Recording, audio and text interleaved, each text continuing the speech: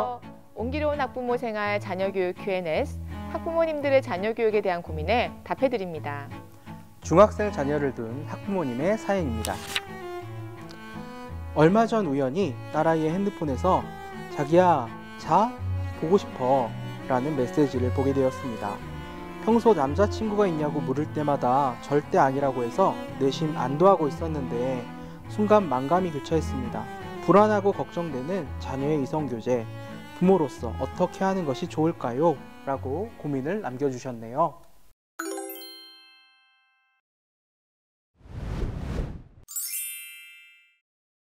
네, 요즘은 유치원 다니는 아이들도 좋아하는 여자친구, 남자친구가 있다는 이야기를 듣는데요. 자녀의 이성교제 참 걱정되는 부분이죠. 부모님은 어떻게 반응하면 좋을까요? 자녀가 이성교제를 하는 것을 알게 됐을 때 귀엽네 하며 태연하게 반응하기 힘든 것이 사실입니다. 하지만 아이의 성장 과정에서는 지극히 자연스러운 것이기에 그에 대한 부정적인 생각을 버리고 열린 마음으로 받아들이는 자세가 필요합니다. 만약 부모님이 충분히 납득할 만한 이유 없이 자신의 이성교제를 반대한다면 이해받지 못했다는 생각에 소통의 문을 닫아버린 후 비밀 연애를 계속해 나갈 것입니다.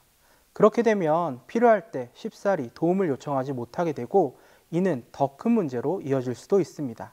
인터넷이나 또래 친구들과의 대화만으로 문제나 궁금증을 해결하다 보면 왜곡된 이성관을 가지게 될 확률도 높아집니다. 결국 이성교제를 반대하고 막을 것이 아니라 바람직한 방향을 부모님께서 알려주시는 것이 필요할 것 같은데요. 그러면 조금 더 구체적으로 방법을 알려주시겠어요? 이성교제에 대해 언제든지 편하게 대화할 수 있는 가족 문화를 조성해 주세요. 특히 아이가 자신의 이성교제에 대해 먼저 이야기를 꺼낸다면 당황하시거나 야단치지 마시고 경청해주고 고맙다는 말도 잊지 마세요. 그리고 걱정되는 부분들은 솔직하게 터놓고 함께 이야기하면서 올바른 이성교제를 할 수 있도록 이끌어주면 됩니다. 교제하는 친구가 괜찮은 아이인지 궁금하다면 만나는 친구에 대한 아이의 이야기를 먼저 들어주세요. 학업에 방해가 되는 것이 걱정된다면 그날의 숙제나 학습할 내용을 다 하고 나서 만나기, 주말이나 특정 시간을 정해두고 약속 잡기와 같이 규칙을 자녀와 함께 만들어 보세요. 이성교제를 하면서 겪는 여러 가지 경험을 통해 올바른 인간관계를 맺는 방법을 배울 수도 있으니 편안한 마음으로 자녀와 소통하시기 바랍니다. 이성교제와 관련해서 가장 걱정되는 부분으로는 스킨십을 이야기하지 않을 수 없는데요. 스킨십 문제에 대해서 부모님들께서는 어떻게 대처하는 것이 현명할까요?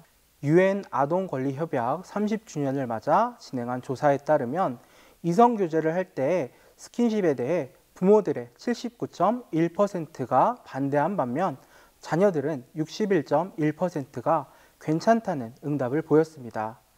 이것은 부모가 통제하고 간섭하는 것은 부작용만 키울 뿐 해답이 될 수 없다는 것을 반증합니다. 그러므로 평소 가정에서의 성교육을 통해 아이가 건강한 성인식을 가질 수 있도록 도와주시는 것이 더 좋습니다. 특히 성에 대한 생각은 사람마다 다르기에 서로 존중하는 것이 중요하다는 것을 자녀가 인지할 수 있도록 평소 가정에서 자연스럽게 자주 이야기를 나눠주시기 바랍니다. 더불어 스킨십 등 고민되는 부분이 있다면 언제든지 이야기해도 괜찮다고 말해주세요. 네, 자녀와 소통을 하는 자체가 참 힘들 수 있는데 이성교제에 대해서 이야기를 한다는 것이 쉽지만은 않은 것 같습니다.